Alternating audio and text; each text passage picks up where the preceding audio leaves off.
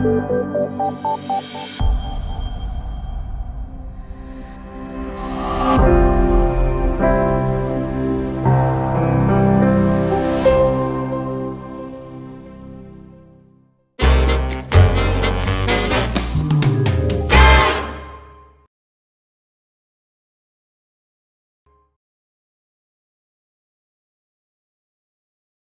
we'd also like to draw your experience and really work through a collaborative process to arrive at some guidelines that will help us respond to young people in need situations in our own context.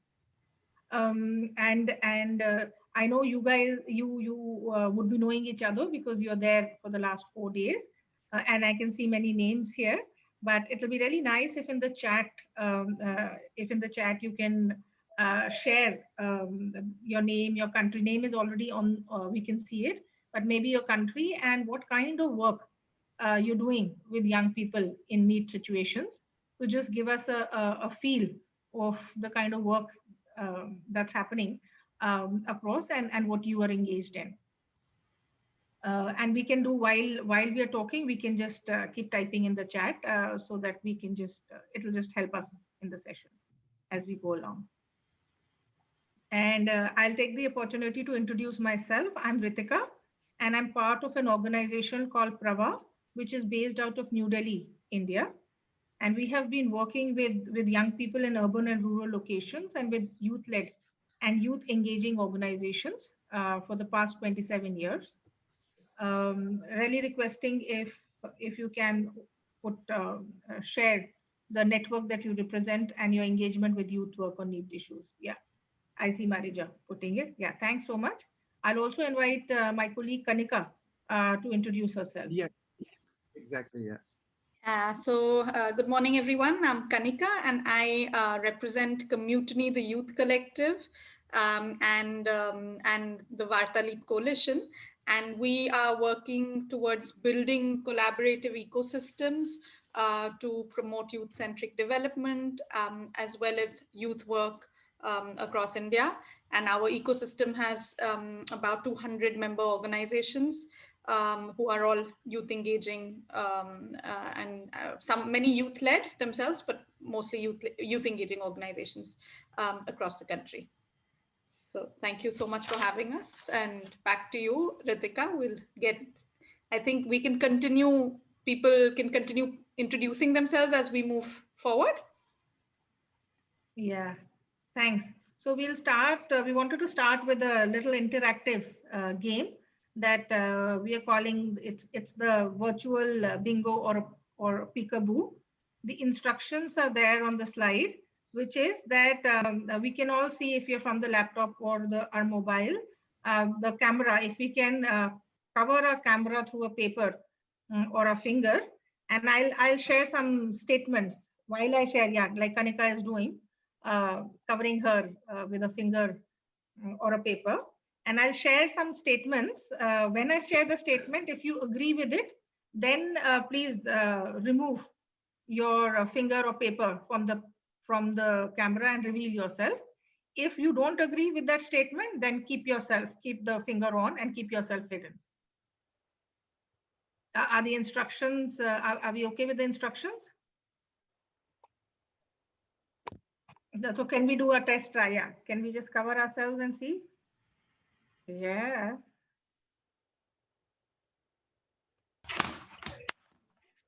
Peekaboo.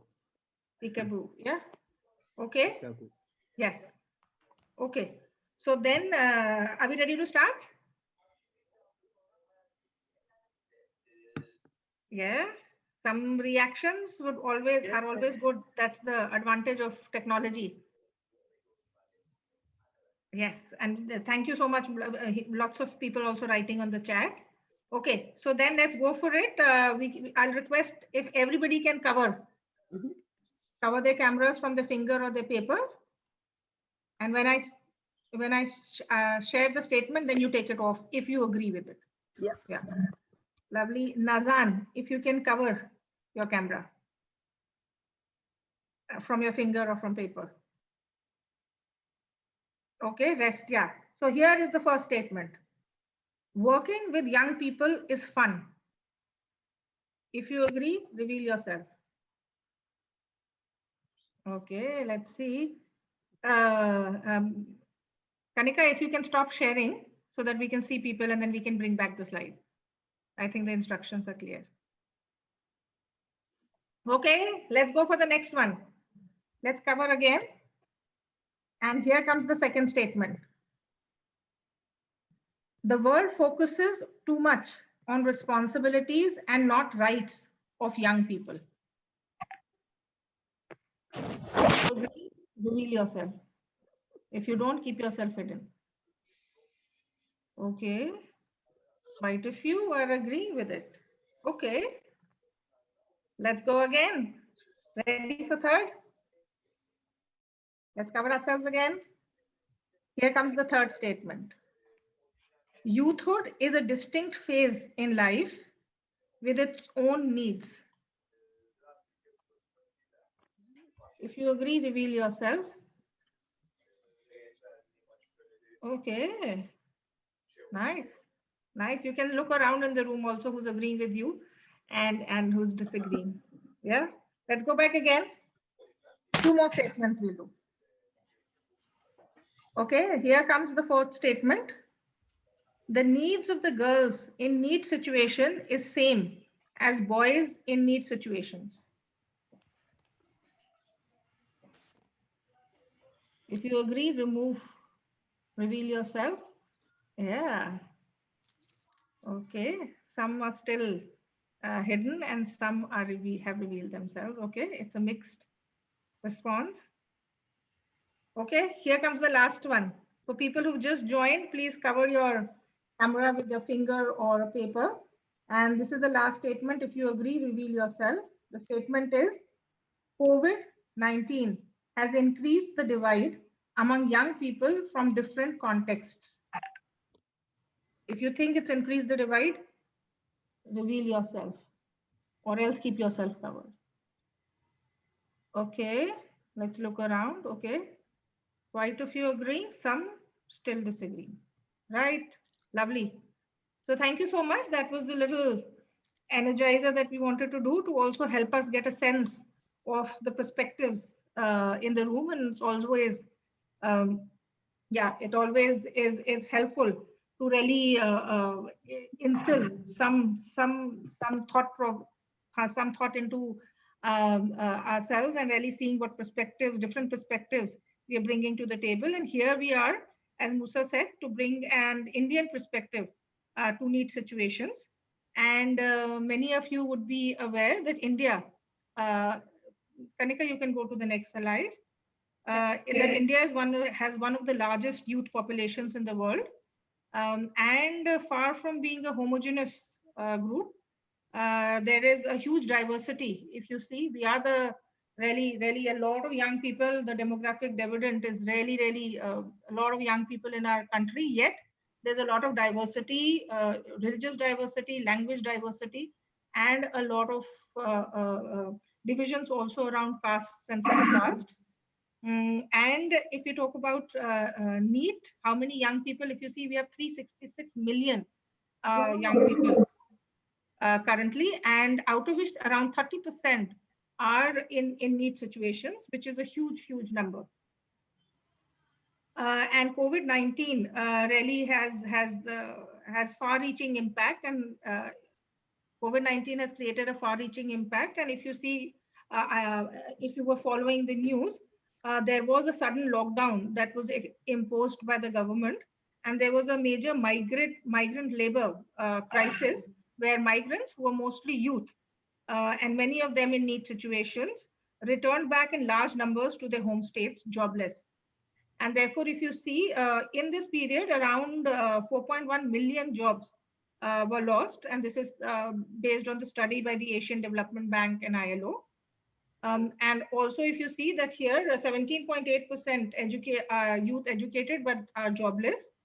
And in other contexts with young people in India, we are seeing that there is an information explosion along with a demographic explosion of young people in India. There's also an information explosion with a lot of young people really having access to internet, etc. But really, what COVID highlighted was that there is a huge diversity there as well, and around 1/10 of students, only 1/10 of students have access to internet. So many of them, because education, both school and college, were converted into virtual. Around 9/10 of students found themselves out of education during this period. And also, the uncertainty and lack of social hope affected young people's well-being. And I'm sure I heard yesterday there was somebody who came in and talked about that. So that's something also that in India, when we're working with young people in NEET situations, we have had to really embed a component of well-being into all the programming and curricula that we've been working on. And then these marginalizations are more heightened for young women and girls in India. And if you see some of the statistics, 48.3% of young women in India are in NEET situations. And child marriage, though there is a lot of work that's happening, continues to be something which is in high prevalence in India. And we are really the sixth highest prevalence of child marriage in India.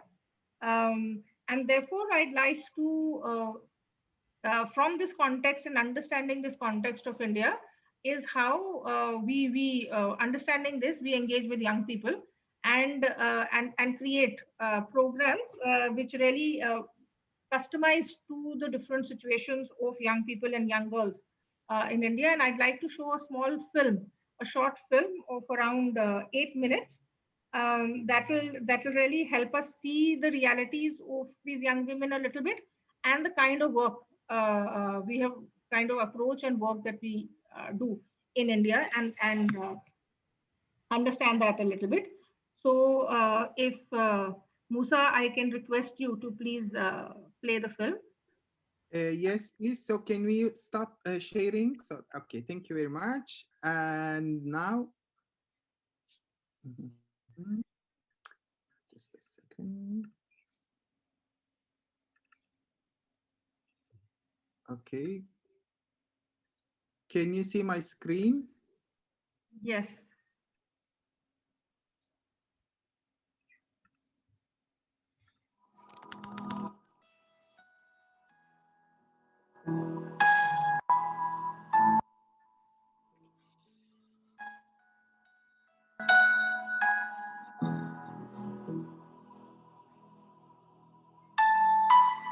मैं एक चंदेसरा छोटे से गांव में रहती हूँ जहाँ पे लड़कियों को बाहर आना जाना मना है।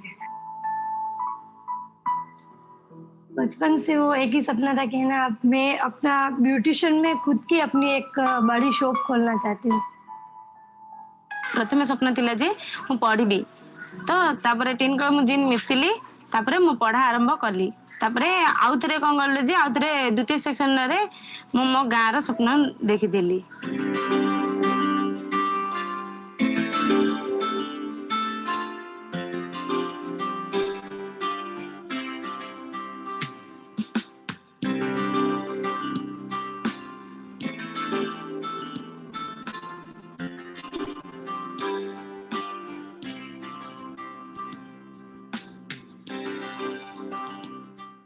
Program is basically a collaborative program with UNFPA and NYKS. The curriculum that we introduced was around the concept of Prayas Apna.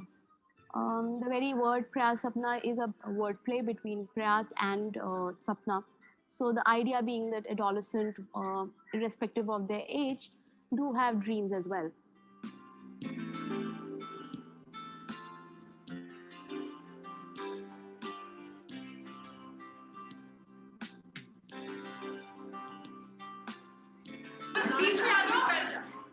First मुझे कदम मिला था वो टीम क्लब की वजह से ही मिला था। मैं टीम क्लब से सेकंड मीटिंग में जुड़ी थी। जब मैं मीटिंग में जाती थी ना तो सबसे पीछे वाली लाइन में बैठती थी। क्यों कि आगे जाने से डर लगता था कहीं मुझसे सामने वाला कुछ पूछ नहीं ले और जिसका जवाब मुझे नहीं आए। हमर जने टीम क्लब रो मेंबर अर्चना बोली थिला तो ताकू मैरिज कर देबा पई ताको घरे जाके ये गले माने बुझेले जते बेले से तांग घर प्रपोज दिले तो से आसी हम टीम क्लब पी मान को प्रथमे कहला कहला पर आम पी माने कौन गलु 18 वर्ष जदि हेनी ताले बागर हबारा उचित नुह। मुझे भी बोला था किसी ने ना मीटिंग में जाना है, तब मैं वहाँ पे गई थी मीटिंग में बातचीत हुई। फिर इनके वो पीयर एजुकेटर नहीं थे ना, तो उन्हें एक नहीं था। Sorry, just will share it with my colleagues.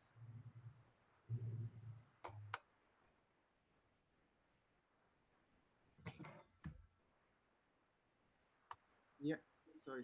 Yeah, okay. So someone else will play it because I think there is a problem from my side. I will try. I shared. Yeah, okay. Wait.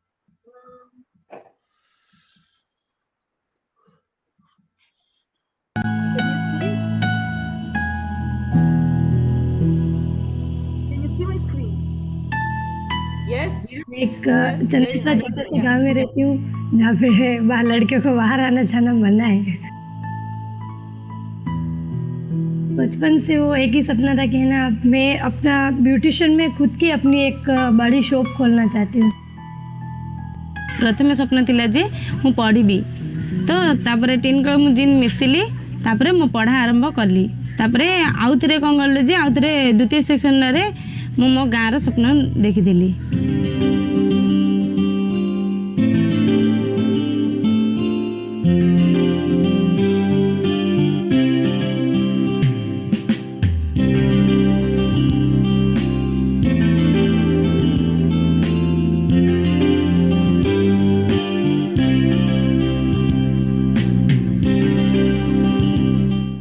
Program is basically a collaborative program with UNFPA and NYKS. The curriculum that we introduced was around the concept of Prayas Apna. The very word Prayas Apna is a wordplay between Prayas and Sapna. So the idea being that adolescents, irrespective of their age, do have dreams as well.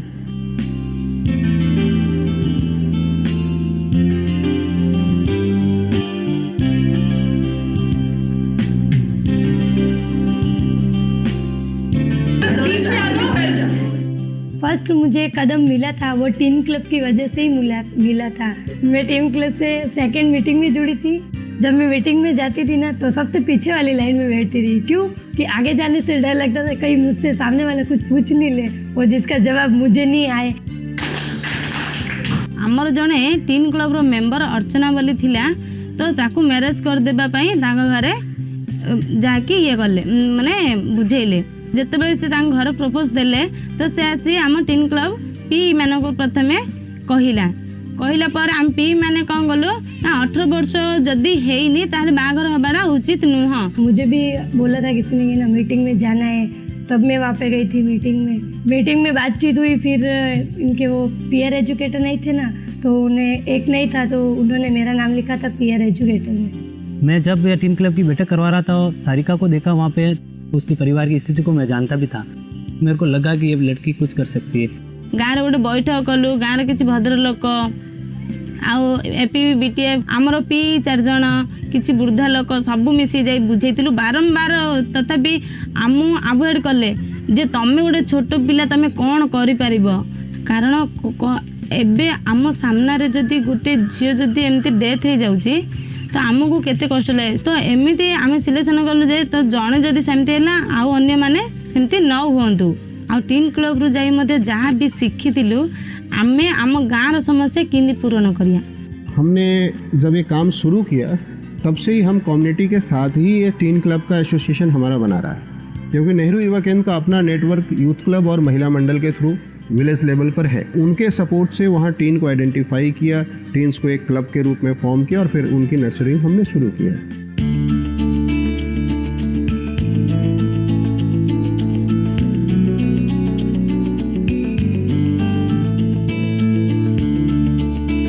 सामने से अपने को कुछ सिखा दे तब मुझ में थोड़ी उम्मीद जगी कि ना ये इतना कुछ बोलते हैं और हम सीख भी नहीं लें अगर उनसे, तो क्या फ़ायदा हुआ इस मीटिंग में आने का। तो सहीटा आम द्वितीय सेसन रे पढ़थिलु फेज 2 बई रे। तो से समय आम पढ़ला बुझिला समय आम गाँव आम जेकोसी गाँव जेकोसी समस्या जब पूरण करें आम बाल्य विवाह कहीं पूरण कर से समस्या बहुत माने आसी तथापि आम हार न मानिक आम आगू जाइलु आगू जावा फल आमको सपोर्ट करते आमर गाँव सरपंच समस्त आमको सपोर्ट करता जो आमर बाल्य विवाह कथाटा बंद हो जाइए। टीन क्लब से जो आसला जो ट्रेनिंग दिया होता प्योर एजुकेटेड ट्रेनिंग से शिखिकी आसिकिना प्रतिमा गाँव में पिला टीन क्लब पिला डाकी आणिकिना बसईकिना ट्रेनिंग द्वारा शिखौला जेहेतु सी एकला ही पाठ पढ़ुला से बुझी पार्ला से पिला भी बुझे पार्ला। मैंने जब ये ब्यूटिशियन का फर्स्ट में ये किया था ना, प्रशिक्षण दिया था ना, कितने जनों ने मुझे बोला था क्या है दौड़ भाग में कुछ मतलब नहीं है। जब सेकंड कोर्स मैंने अपने चंदेसरा में करवाया था ना, तब मुझे 2-4 जनों ने बोला कि यार तू तो काम पे लग गई है। जब फर्स्ट में मैंने किया था तब सुनने को मिला, और सेकंड में जब मैंने करवाया ना कोर्स तब मुझे बहुत सारी अच्छी बातें किसी से सुनी तो वो बहुत अच्छा लगा। For anyone to fulfill a dream, there are 4 particular questions, and that's the model that we sort of developed.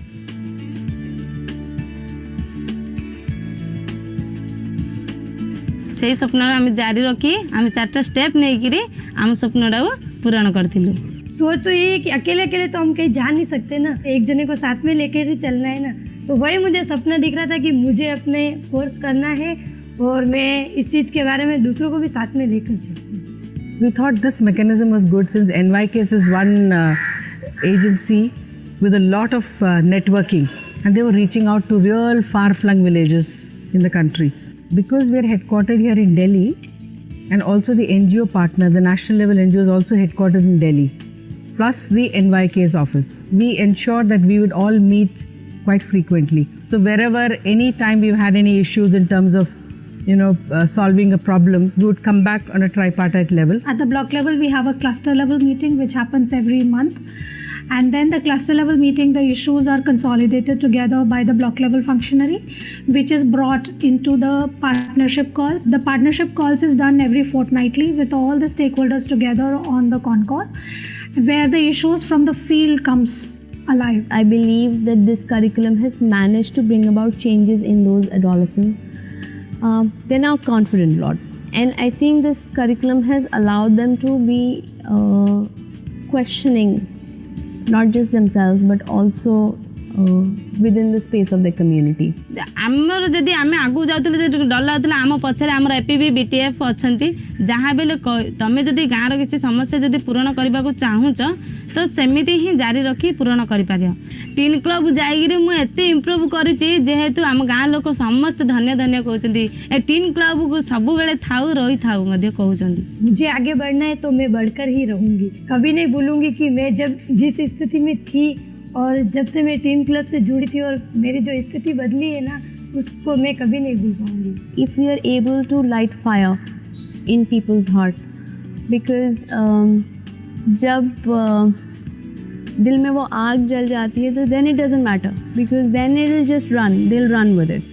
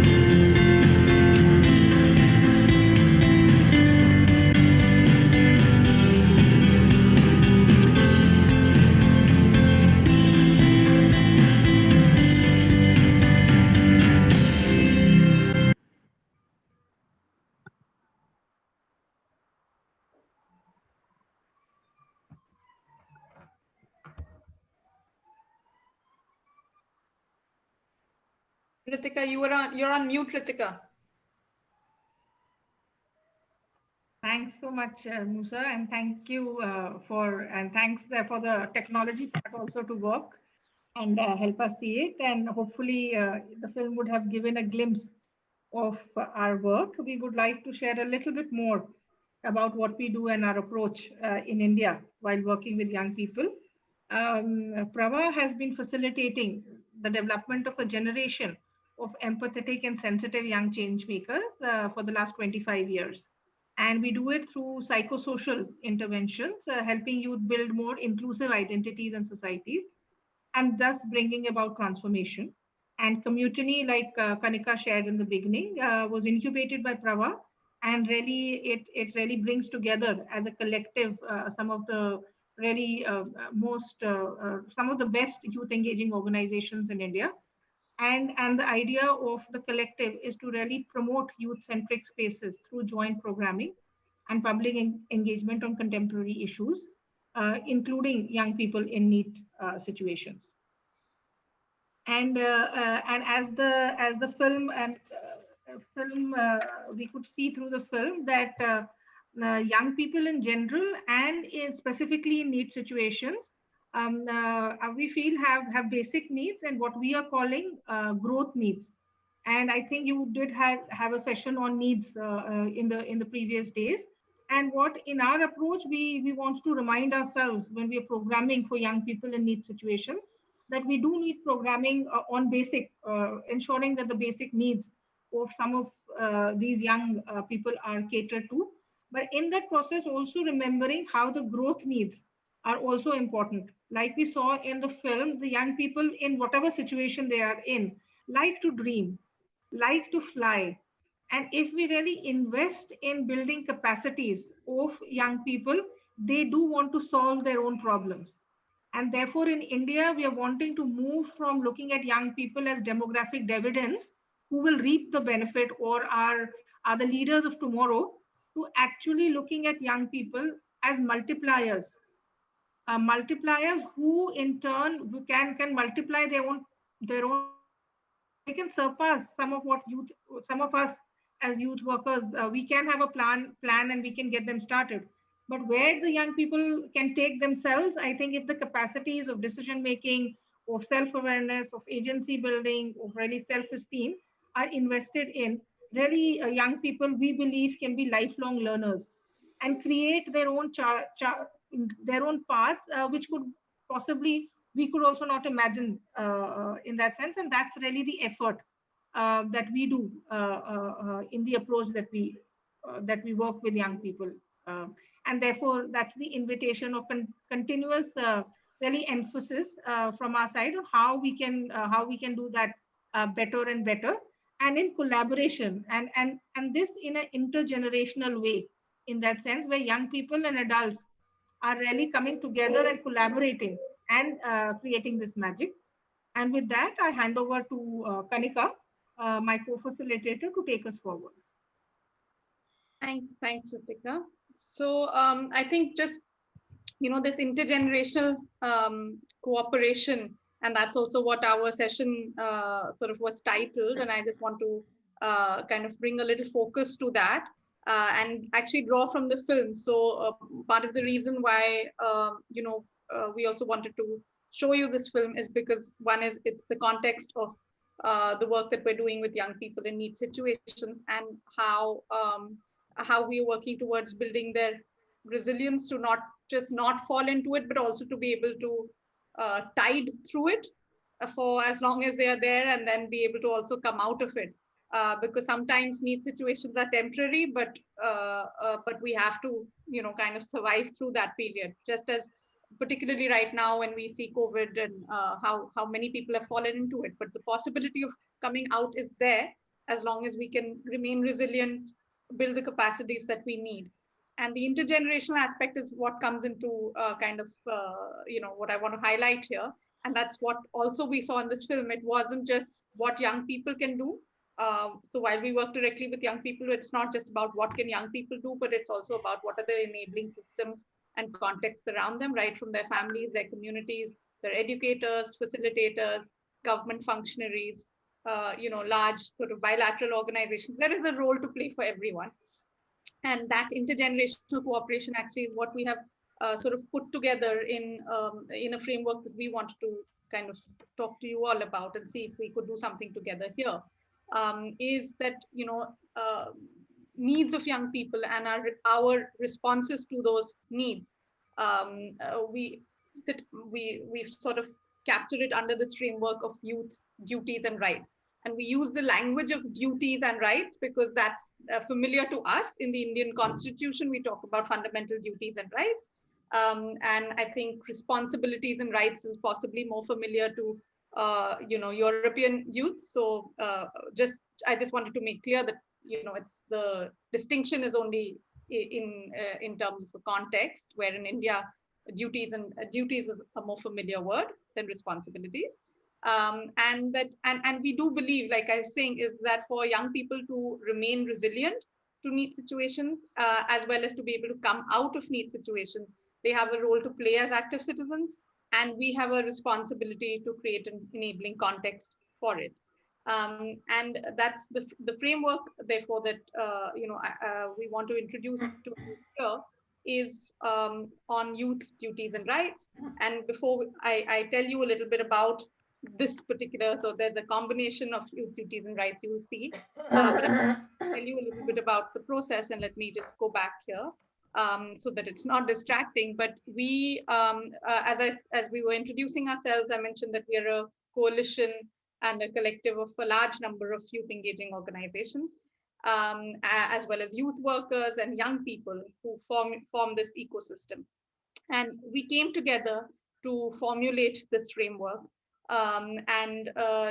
Almost, I think by this point, it's more than 1,000, over 1,000 people, individuals, organizations, young people who have co-created this. It follows an open architecture process where we actually came together, brainstormed, identified what it is that we already do, what it is that we need to do, and identified these duties and rights. And the duties, when I take you through them, are centered around what young people need to do, so the responsibilities. And we believe, so while we say that NEET situations are of course extremely tough, they create great adversity and vulnerability for young people, but at the same time we don't take the agency away from them by saying, okay, they have no responsibility towards trying to emerge out of that situation. So the duties or the responsibilities are coming from this aspect of young people having the agency, and therefore the responsibility to be active citizens, to draw themselves out of this.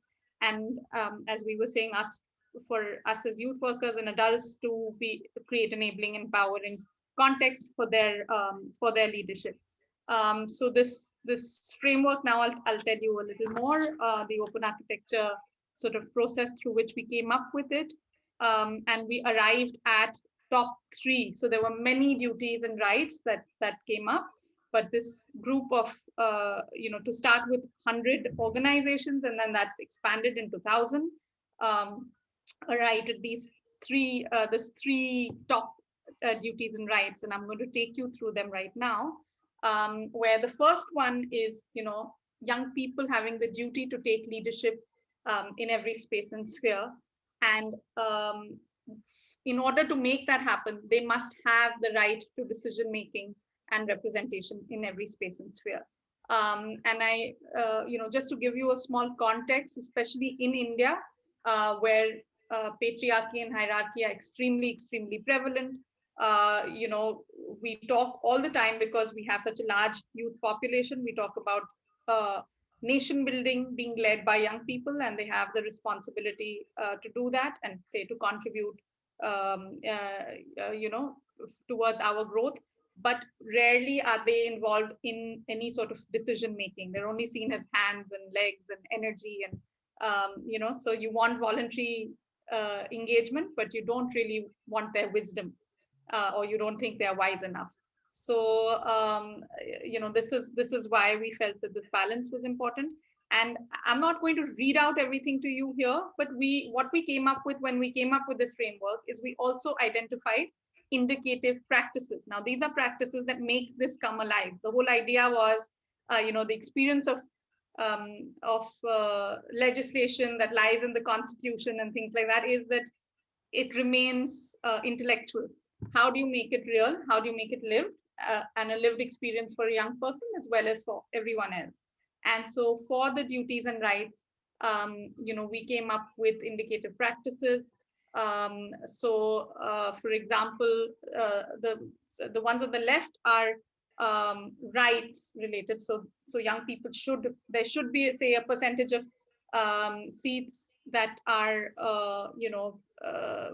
reserved for young people at decision making level, at the level of your board, at the level of all strategic spaces. And so as an indicative practice, this is something that even within the coalition and the collective, we are now looking at our own organizations and systems and saying, okay, is this real? Do we have enough young people who are actually at decision making spaces? So before we go out and try and get the government to move things around, are we doing it in our own spaces? Are we doing it in our families? To our children, what are the kind of decisions we involve them in? Do we listen to them? So every unit that a young person is part of is a space where these practices need to come alive. As I said, we will share all this material with you as well, and I'll share a few links, but this is just to understand that this framework is not meant to be intellectual, but it's meant to pick up, to contextualize, and to make it work in your system and for it to come alive there. The next set I wanted to share here is the next combination was for young people to have the duty to promote fraternity, and we use the term fraternity because it's also in our constitution, but it is friendship, harmony, cross-border relationships, to move away from bias and polarization and stereotypes.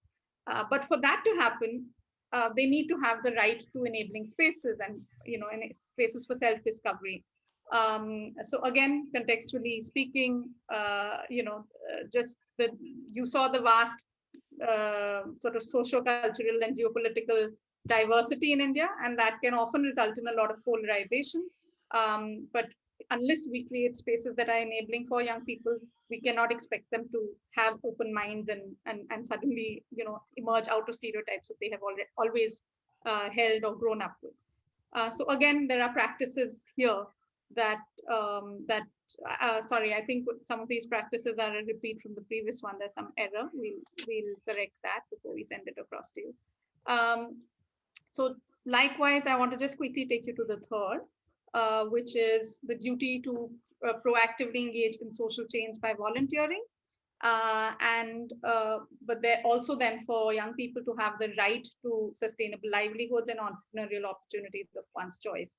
So while we want young people to volunteer, we also need to make sure we are creating enough jobs that align with their aspirations. And I think that's a big one in the context of NEET as well.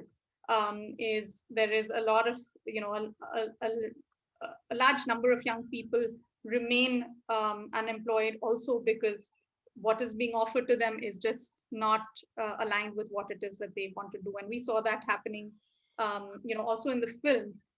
And in the Indian context, there's a flip side to it, which is this whole idea of aspiration building, which doesn't happen enough through our, again, family systems or education systems.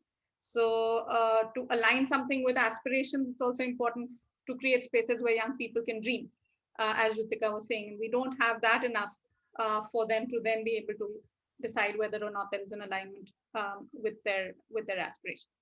And there are indicative practices again here. So I'm just going to pause on the slide for just 30 seconds for you to glance over it, and then we can move to the next piece that we had in mind. And in fact, Ritikaa, I was just wondering before we go, move forward, maybe we want to take one or two questions here or any clarifications. I think that would be helpful because it's a lot to kind of just take in. Yeah, agree. Okay, so I'm just, I'll leave the screen on, but are there any comments or questions at this point? Any questions?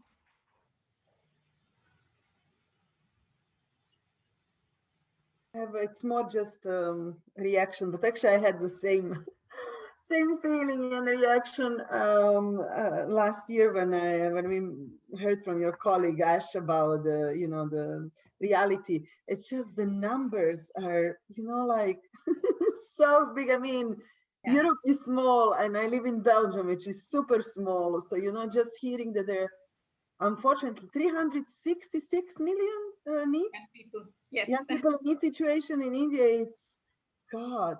But what's the population, total population in No, so India? it's 366 million young people total. The total population is 1.3 billion. And a NEET, young people in NEET situations is 30% of 360. Aha, sorry. So 36. No, So 30% of 36 million is all young people. Yeah, 366 is young people between the ages of, I think, 15 and 24. And 30% of those, which is a little over 100 million, are in NEET situations. 100 million still too much. Absolutely. So one of the peekaboo sort of statements we had thought of putting out was how many countries here that have more than 100 million young people in NEET situations. And we said, well, I think a lot of populations of young people all young people would be less than 100 million in some of the countries present here. So yeah, we have very large numbers in India to deal with. And I think also just touching upon what Maria, you may have seen last year, and any of the colleagues who may have been around last year, was that therefore to deal with that very large number of young people, there is this need to have actually a very large number of youth workers who are skilled and in particular are able to address this issue of young people in NEET situations and young people. So how many youth workers are then involved in your, do you have an idea? In our, across India? Yeah. Oh, wow, no. And in your organization, but on different projects in different cities? Yeah. So we have partners and so we can have an idea of our partner network, but that is not indicative of Maria, the youth workers in India.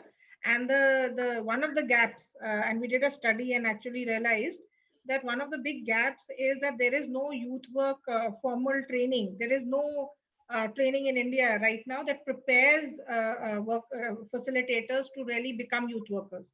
So it's so there's no standardization in that sense, or also like mid term capacity building.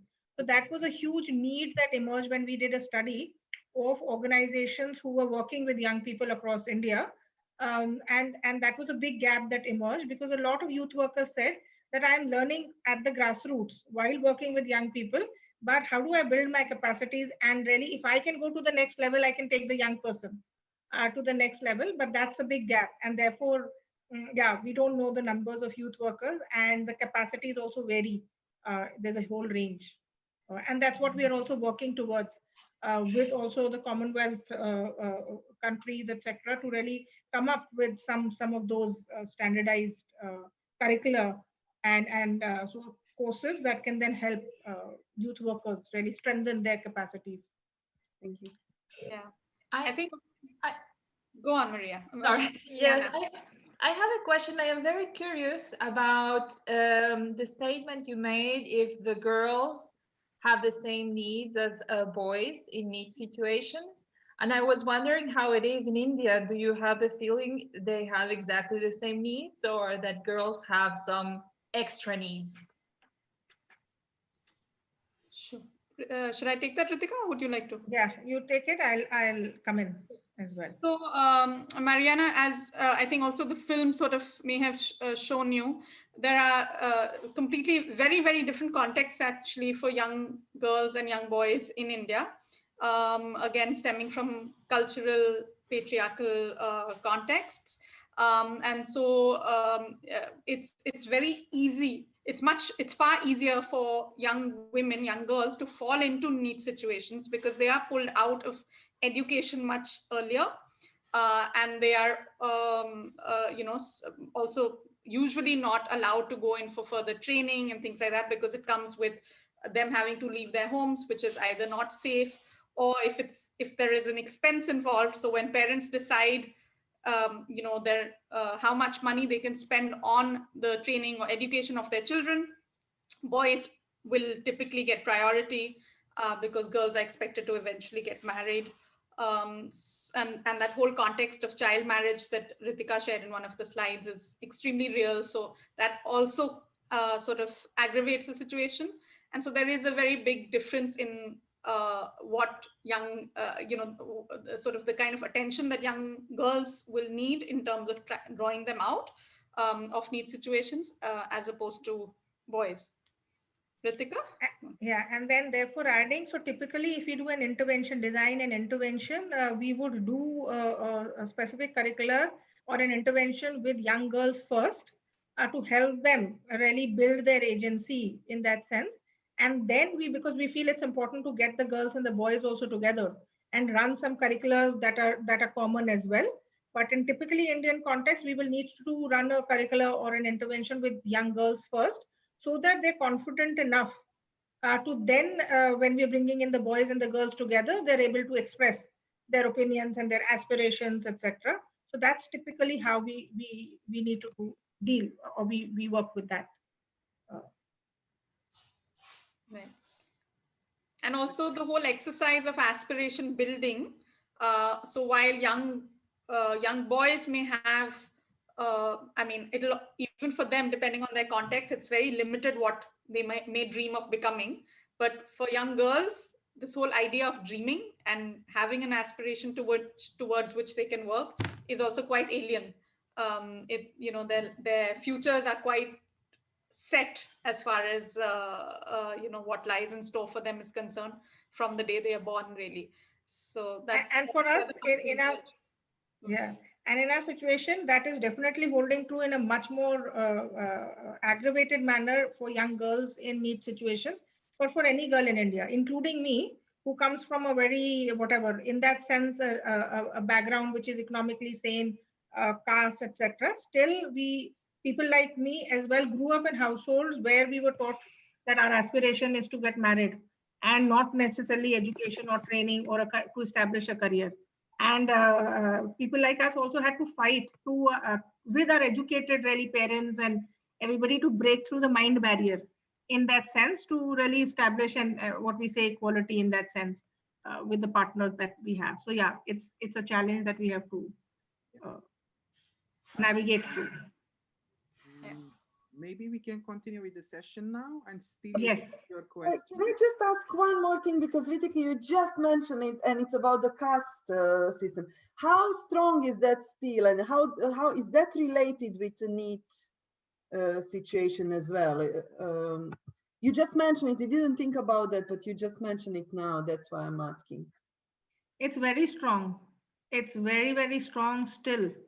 And all across, and it just in NEET situation, many of people are not going because an upper caste boy or an upper caste young person would not like to sit with a lower caste boy or a girl in school.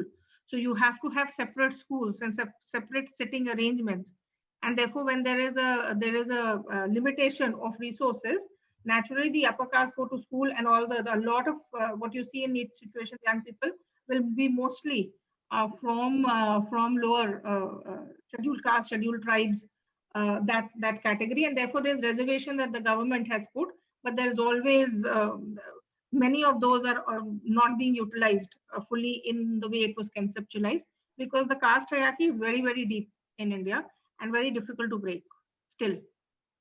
Yeah. Thank you. Thanks, and with that, I think we'll continue with the session, Kanika, right? Let's go forward. Then we can still have our questions at the end with the time left. Yeah. Because I know you have planned some other wonderful things too, so we can move on. Yes. So what we wanted to do next here with everyone is to look at this kind of a framework that we developed, this framework on responsibility and rights, and is there a possibility of sort of contextualizing in some way, of developing something that would work for each of us in our context, in our country, We just thought we could use this time to think together, experiment together, and we are not going to be able to create something full and final here, but if we use this as a sort of springboard starting off point to get our creative juices flowing on what it could be, then maybe each one of you would like to carry it forward either together, if you all sort of in a sense are going to remain as a learning community together, but also with your own colleagues in your workspaces and in your countries. So we just thought with that we'd get into smaller rooms, we'd get into breakout rooms, and continue this process for some time. So our goal basically is to develop a youth responsibility and rights draft declaration, somewhat similar to what we just saw, and Ritikaa and I would have that as reference in our rooms. And this is specifically in the context of European youth in NEET situations. Mostly it's a chance really to speak at length and just have a deeper discussion. We'll do that till about, so if we're just going to ask Musa here to help split us up into two groups, half and half really, and nothing else. And we'll use the Jamboard inside there and take, I think, if we can stay in the rooms for the next 20-22 minutes, that would be useful. And maybe we can just, then come back and see what's happening. Thanks everyone for a very, I think, quick, it was a brief sort of moment that we had together. How did it go, Ritikaa, for you guys? Yeah, unfortunately, I didn't get to speak about my reflection side, so sorry. Well, we can take it now as well. Yeah, we could do only 3. Oh, really? Yeah. Okay, so I think what we can do is maybe, Ritikaa, we'll start with you guys because there were more people left to speak there. So, yeah. We can share the Jamboard, and then if you give us a very quick synopsis, and then those who couldn't add can do it now. Yeah. And Musa, do you think we'd be able to go 5 minutes over? Yeah, fine. Okay, all right. Okay, so if we can, is my, I don't know if I have. You can screen share, yeah. Is this your, okay. Yes, yeah. This group 2 is ours. Can you hear? Yeah. Yes. So we talked about, we could pick up 3 combos. And the first one was around the responsibility was for young people to engage with self. And the right was that we need to enable as youth workers was to have spaces for confidence building, where then they can engage freely with their self and explore themselves. The second combo that we came up with was young people to take action is the responsibility, and the right that we need to enable is for the right to really build the capacities for prioritizing and identifying and helping, and the capacity for them to really identify their circle of influence, which meant that therefore the young people are able to identify focus their energies on what they can do, rather than really investing the energy on something that they can't change in that sense, and therefore take action. And the third combo we came up in our room was for young people to be independent and self-sufficient, and the right that the adults need to enable is for them to have the freedom to experiment and make mistakes. And then please come in for the so yeah. I was really thinking about our responsibilities and everything that you already told in our group, but what I'm really, day by day, I'm really getting involved. Then the young people don't do reflection on their actions. Mm-hmm. And this is one of the things what they need to start to do, because they are in NEET situation because they didn't do really, not everyone, but most of them didn't do reflection on what they did before in actions. So it's yeah, feedbacks. It's also really influences the self-esteem and habits what they're doing. And as a young youth worker, yeah, I'm doing different kind of methods with them to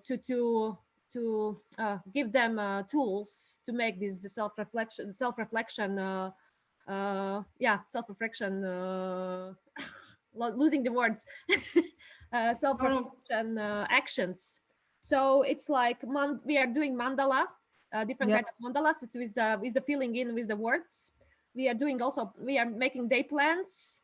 We are doing different kind of collage. I don't know how it's called in English. You know, different kind of pictures, scrapbooking kind of stuff. And also, I'm as a career counseling.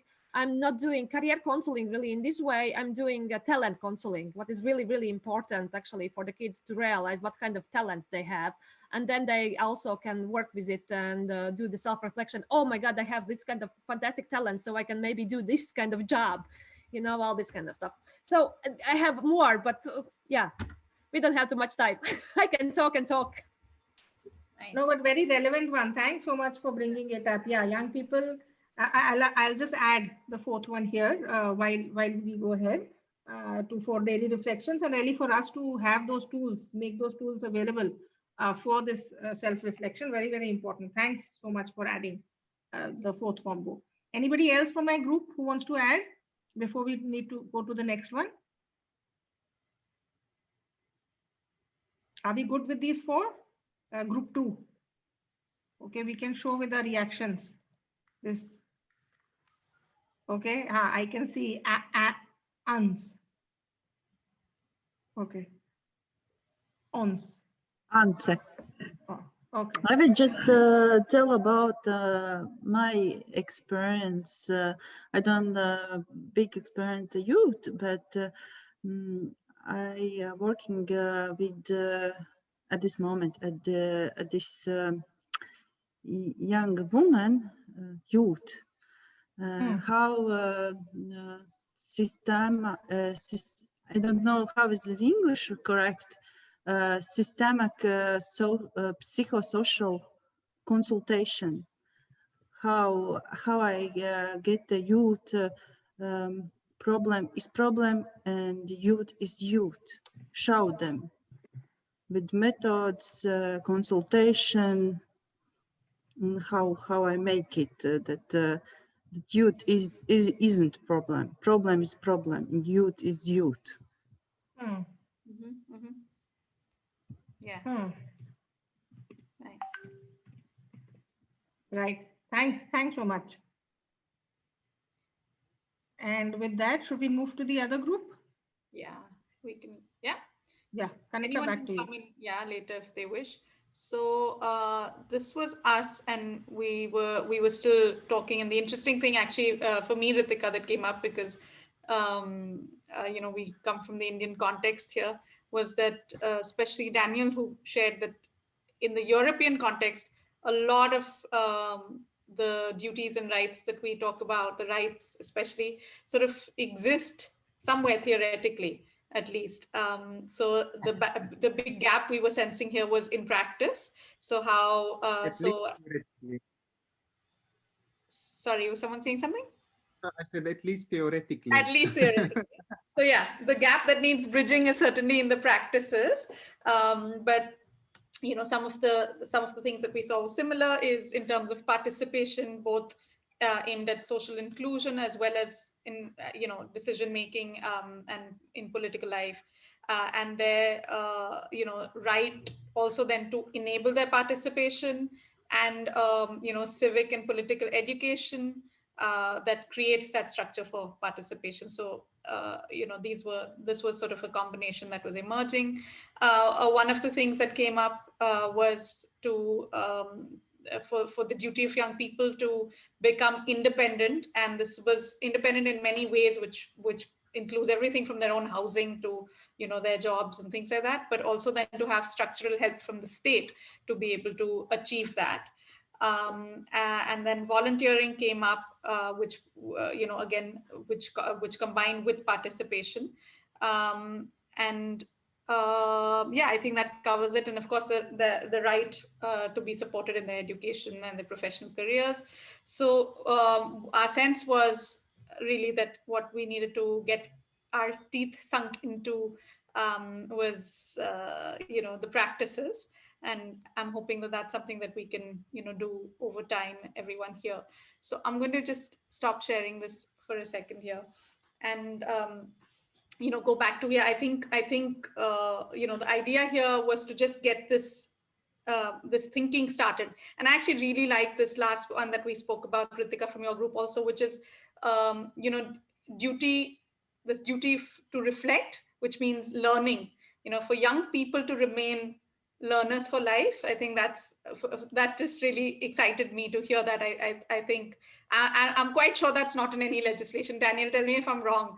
But the duty of young people to remain learners, and what would then be the rights that we have to enable for that. And I think we just touched briefly. So maybe that's one of the ones we can add that's not on neither in theory nor in practice. We must make it happen. But the idea here is really an invitation to all of you to see if you'd like to continue this kind of a process within your own spaces, whether it's with your colleagues, with young people that you work with. So what we have done in India when we came up with this framework was we are now actually dialoguing with young people and with youth workers in this intergenerational context. So this whole intergenerational cooperation is what we're trying to take further. And using this as a reason, using this as an excuse to talk to more young people, to talk to more adults, to talk to policymakers, parents, about what the duties and rights, or the responsibilities and rights of young people should be and are, and how can we play a role in there. So the invitation is for you all to be able to do the same if you think it's valuable, and really to get into those practices and see what can we change in our context, what can we change in the work that we do, in the designs that we run, in our own, really it has to start in your own house, it has to start in your own organization, and then move out. So that's really where we wanted to take this conversation up to today. And I think also I just felt maybe if there were any more questions, but before that I just wanted to ask Ritikaa, would you like to add anything to this before we just wrap up this section on duties and rights? I'm good, Kanika. Okay, great. So I think it's great when the facilitators don't have the last word.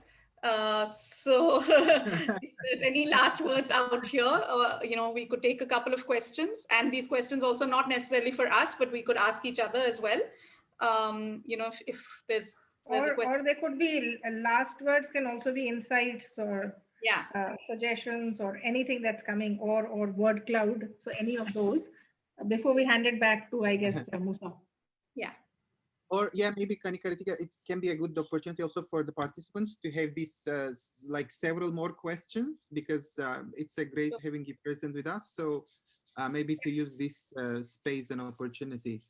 So please, if you have any questions, I can follow now, and I can see you if you either raise hand or show reaction, so that we can have. Yes, Daniel. Well, it's not a question, it's a reflection. Oh, yes. With the conversation that we had, that we have a lot of things in some laws, or that I realized that we have some rights, but we don't have the responsibility to use them. And maybe this is one of the biggest issues that we have right now, at least in my context, like that in some point we have a lot of rights, even that they are not real, but then we are not using them. So if we actually use all the rights that we're supposed to have, we should have like almost perfect society. But the population, we are not acting. So maybe we should have more duties also, in some way.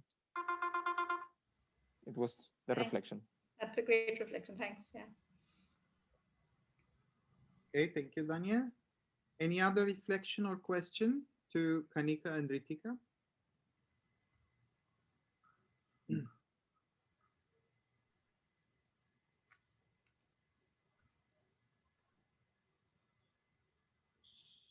Yeah, Maria. It's also just reaction. I mean, we use this word reflection so often, yeah? But only now, I think, Kanika, you wrote it in a chat, like ref and action. I was like, oh, yeah.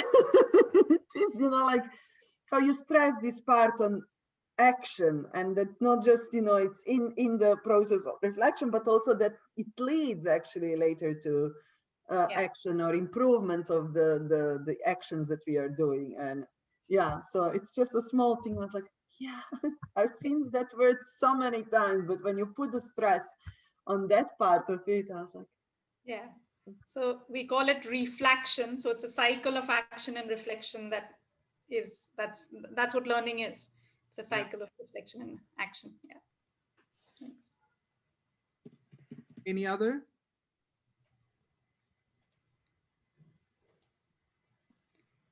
So I'm also just Yeah. No, I just thought I could share our websites and things. Yeah, will be great also to see. I will also share on my participant list, so including speakers' contacts. But it's just your email, so if you can also share the website link maybe in the chat as well, then I can just copy it quickly and add it also. Yeah. Because I mean, I remember from last year also when I met Ashraf, and that it was enlightening also to see these different realities and experiences. And then we wanted to do something together because I really felt that I want to do something also with Indian organizations. But unfortunately with COVID-19 things stopped. But this is really a good opportunity to start a cooperation and to collaborate in the future as well. Because as you all see, I mean, NEET the youth in NEET situations the problems are diverse, but they exist, unfortunately, in all around the world. We also saw it for Egypt, we always see it in different regions in different forms, unfortunately. So yeah, I think it will be good also that we will be sharing the contact, like here also you share, and hope it can provide a good cooperation environment for all of us. Absolutely, yes. And it would be lovely if you visited the Fifth Space YouTube channel. We have a lot of videos out there that will give you a little more of an idea of the context that we work in and the work that we're doing with youth in India.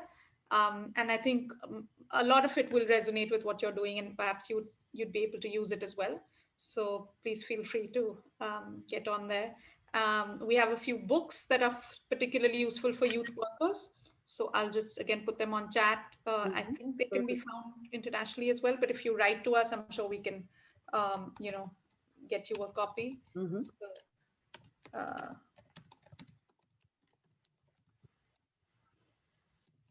okay, so as I think we can start, we close the session.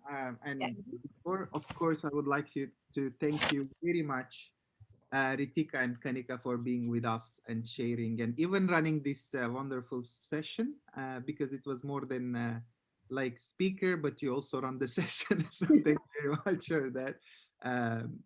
And we really hope to see you again in our other conferences and to hear all these great stories and experiences, because you also shared the examples, the good examples that you had.